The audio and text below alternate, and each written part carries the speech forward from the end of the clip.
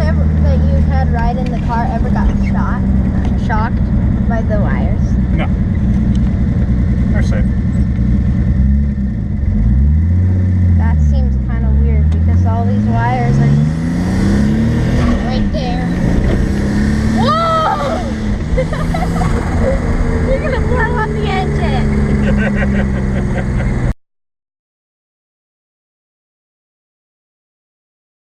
So I have to start off with what an absolutely amazing week this has been. I've been able to drive my car. I've been able to have lots of fun with it. I've been loving it. Slowly turning up that boost. I'll get to that a little more next time. But the whole process of getting this all done has been quite a learning experience. Let me walk through kind of my steps, and I'll show you some of the videos that I took along the way of how I went through the process. I tried to do everything I could before I took the car down. So I tried to mount the intercooler, get a lot of the piping ran, all of that before I took it down about a week and a half ago, but it was down for a full week. It was down from Saturday to the next Saturday. And in that time, I was able to get everything done, but man, was it fun. Whew. Okay, so I went ahead and I cut out the small bracket for the lower side of the intercooler.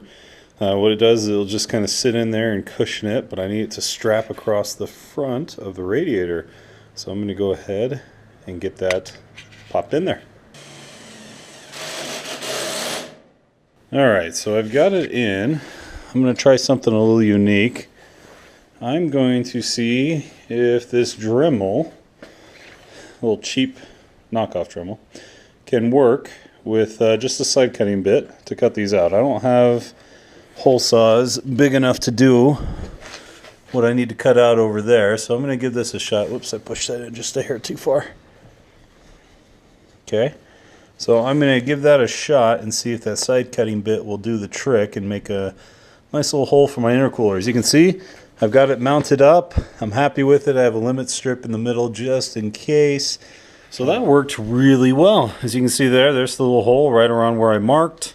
Just one little issue, you know, once I get it in there, yeah, I can't really get that on there easily. So I will have to take this and go ahead and fill it in with the kind of cut vacuum line. And then I'll go ahead and slide the intercooler forward, and so I can put it back on. On the other side, I had to do the same thing. The one problem is I had to switch over to my drill. And that actually worked really well because I got a good amount of torque. This little cheap Harbor Freight thing failed me. I got it for free, so I can't complain. But even though I tightened it to the point where it was slipping on the little lock right there, it still hollowed out one side a little bit more on the brass. And yeah, that was kind of annoying. So once I switched to the drill, I was able to put quite a good amount of torque on there. It made very simple work. So intercooler is mounted. I'm happy with how it turned out. You can see the other side over there. Now I got to work on cutting up the pipes. So I've gone ahead and I've taken the U. I've just hose clamped it so I can mark the halfway point perfectly. I'll get that cut off next.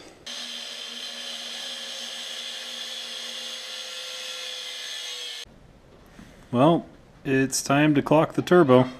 This should be fun. 13mm hammer. I think I got it.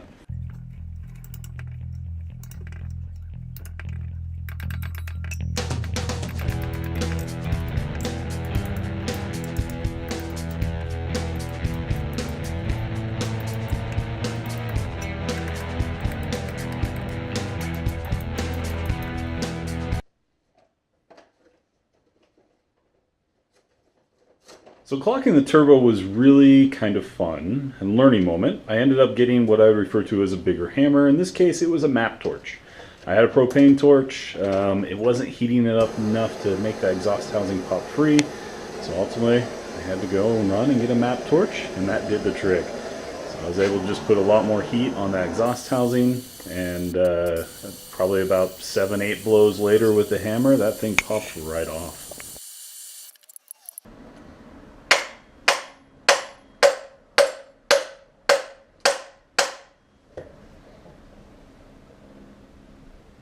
Golly, there it goes.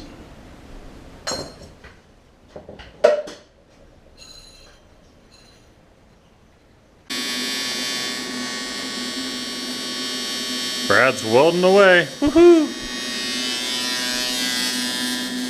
That's coming along. Today's the day. Today's the day. I'm going to start the Z with a turbo. Okay, so a lot happened this week. I only have a few minutes here and there to come and work on it. I plugged up the intake manifold. The turbo's permanently mounted. Oil line is ran. Coolant lines are ran all the way there.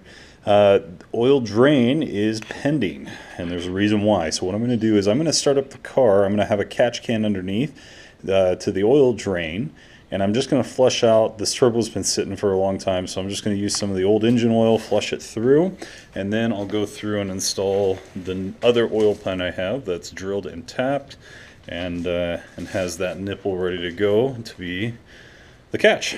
So I'll do this in bits and pieces. So I'm going to start it up. I'm not going to rev it or anything, but I'll have the turbo at least connected. I'll let any small chunks, pieces, anything like that just kind of blow out of there because the turbo has been sitting for a while. I'll go ahead and get the throttle body installed, the injectors installed, downpipe installed. Everything should be good to go. I'll slowly but surely get there. The only thing I haven't done yet is I haven't made a bung for the IAT sensor or a nipple for the wastegate on the charge pipe. So those are the last two things I have to do to get that reference in there, and it should be good to go. I've got the blow-off valve, I've got everything else, so let's get cracking.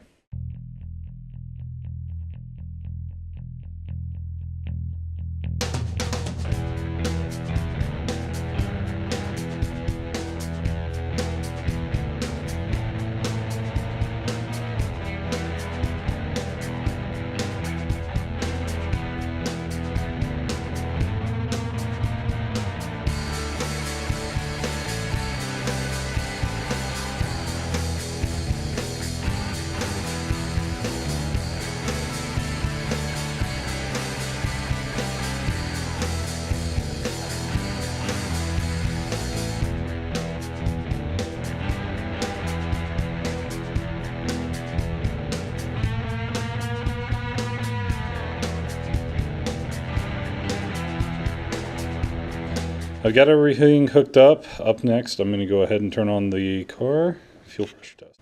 Okay, time for our meshy fuel pressure test. See how she does. Oh yeah. I pulled the fuse before we turned off the car. My fault.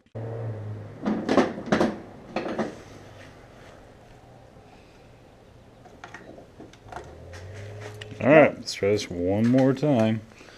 Keep the camera over the fuel rail. Uh-oh. Well, something's going on. Time to troubleshoot. Is your computer plugged in? Yep, dead battery. That's all it was. So a moment later, I just realized what was going on. That was my fault. So that's what happens when you don't drive your car for too long. Anyway, she's charging up. We'll be able to test in a moment. All right, let's try this for the third time. Now the battery charger's hooked up. Okay. Don't smell anything yet. Don't see anything leaking. I think we're good. Well, the time is now. We'll go ahead and turn the key on. We've got some voltage now. Woohoo! Oil pressure's at 0. Let's go ahead and give it a fire.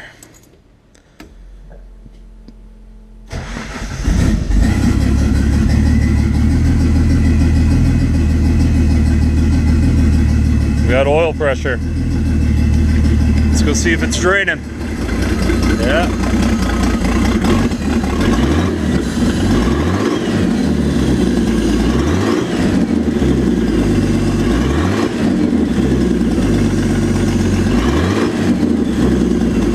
Oil pan was an absolute frustrating moment in this whole process. That took me a little bit because I was trying to do it on the Saturday before I was running, and it ended up being all the way until pretty much nighttime when I got it all done and taken care of, and it was really just annoying. So in my case, I had two different oil pans. I had one from an F54 block and one from an N42, and so because of those two different block types, there's also different oil pickup types. So as I got the whole pan lubed up with basically gasket maker and went to install it back in there with the new gasket as well, it didn't fit.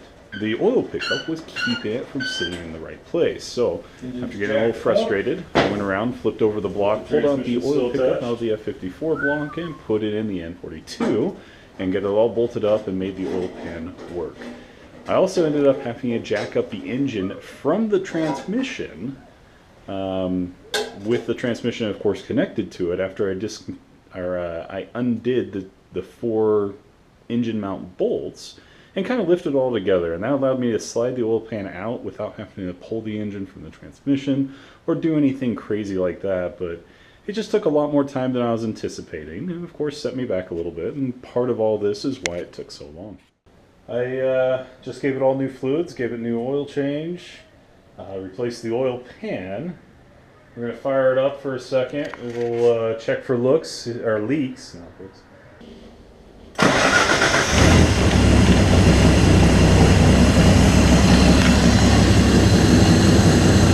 Okay, she's running. Let's check oil pressure. We've got oil pressure. Woohoo! We've got it! It's only 5 o'clock.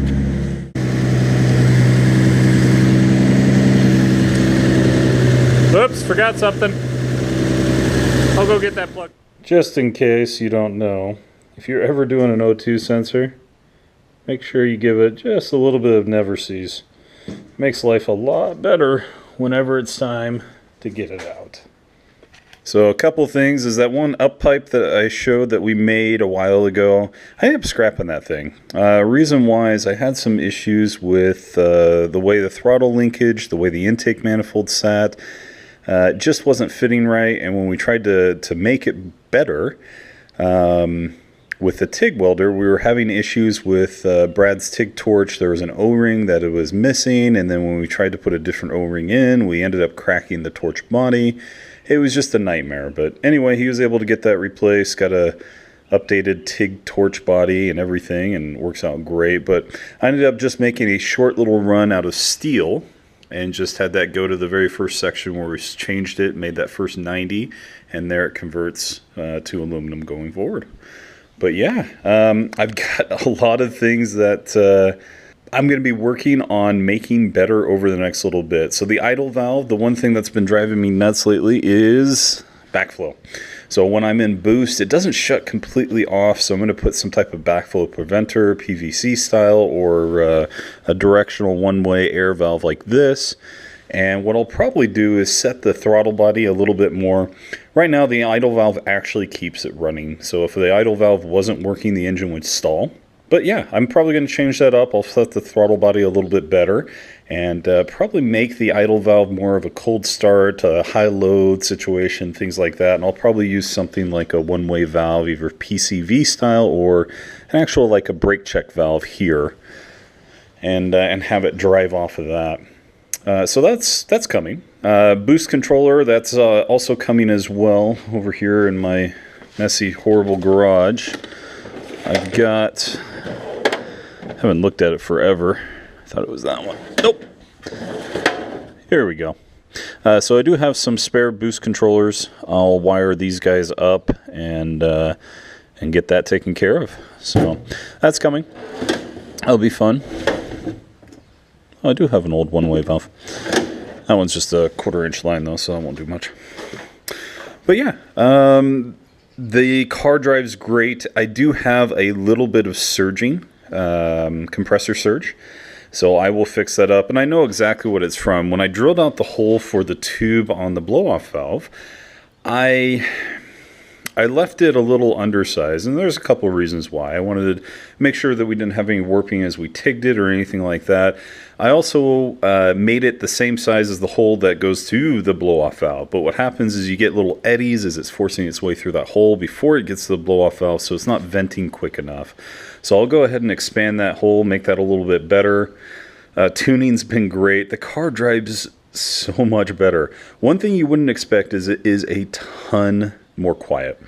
So you'll see here's my old style headers. They're quite nice, but man, they're loud. going through the exhaust headers and then going in there, it has quieted it up quite a bit. Makes it much more of a timid sounding car, but it does make that air rushing noise.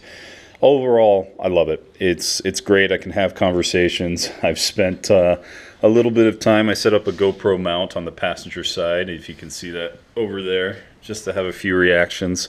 Mainly, I've just done it to my boys. Has someone ever that you've had ride in the car ever got shocked by the wires? No. They're safe. That seems kind of weird because all these wires are just right there. Whoa! You're gonna blow up the engine.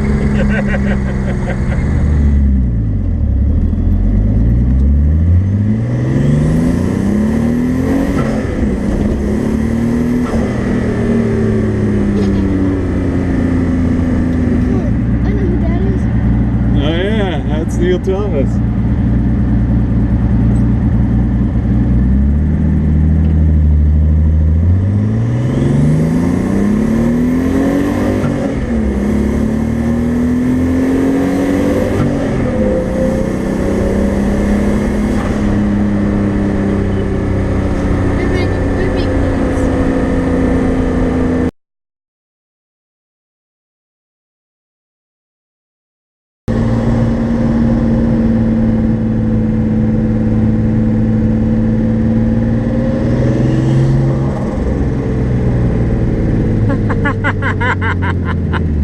That's awesome.